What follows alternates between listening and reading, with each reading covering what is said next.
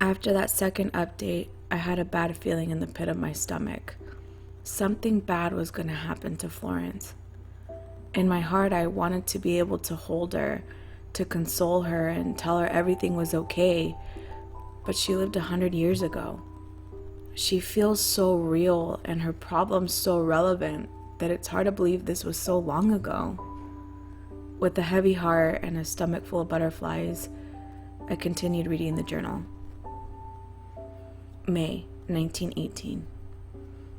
I'm not sure what day today is, but I think it's still May because I don't feel 11 yet. I think if it was past my birthday, I would feel a whole year older, and I don't yet, so it can't be June. I've been really busy getting better lately. Mary comes in every morning to give me my pills, but lately she's got scratches on her arms, and when I ask her where she got them from, she just told me to take my pills. I don't know if I feel better yet, but maybe it's because we're trying so many new things to help me. We do the water blasting every other day now, but now we started a whole new thing to make me feel better. I don't want the bed anymore, so I think I'm better, but Dr. Freeman says I'm not yet, so we keep doing this new thing. They take me into a big room with lots of machines and wires all over the place. In the middle of all these machines is a chair. They put me in the chair and strap my arms and legs in so I can't hurt myself. Then they put on a headband on my head, and then there's 2 little circles that go on either side of my forehead. I don't really like this part because it hurts. But they turn the machine on and the circles on my head start to hurt really bad. They do this a couple of times, and every time the circles hurt more and more. Sometimes I scream because it hurts, but most times I'm very brave.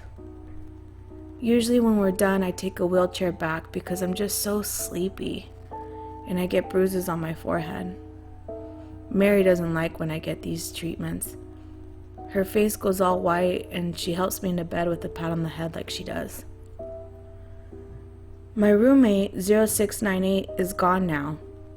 I don't know where she went, and no one will tell me when I ask, so I stopped asking. This screaming still happens in the middle of the night, but I've seen that a lot of people that were here when I came in aren't here anymore. I don't know where they went either. For now, I'll just keep doing my treatments and hopefully Mama will come get me soon. I'm 0724. June 1918. Mary told me I'm 11 now. I don't know what day it is, but Mary said it's past my birthday. But I don't feel 11. I still feel 10. But I don't feel very much anymore. The painful circle treatments have been happening more and more, and I'm sleeping a lot after it. Mary always comes in late at night to stroke my head and sometimes lays with me in my bed when I'm asleep and don't realize it, and I wake up with her next to me. Mary came into my room late tonight after everything was dark, and she told me she had a secret. She said I have to write everything down in my diary and hide it so no one can find out what we did. She said that we have to go and leave really soon. I don't know how I can leave. I'm so tired all the time. But she said we have to because Dr. Freeman is going to put an ice pick inside my eye, just like the day on the stage.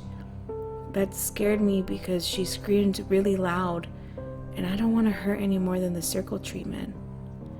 She said she doesn't want me to get the ice pick, so we have to leave. She's going to take me far, far away, but I have to pick a new name so that no one knows who I was here at the hospital. I can't remember my full name, but I think I'm going to pick Margaret. I don't know why, but that's a pretty name. Mary said we're going to go real soon, so I have to sleep to get enough rest to go far away. P.S. I'm sorry I forgot my name, Mama.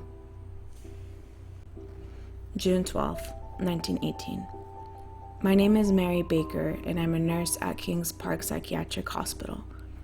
I felt the need to complete 0724's diary so that whoever finds this can get a complete picture of the horrors that were done here.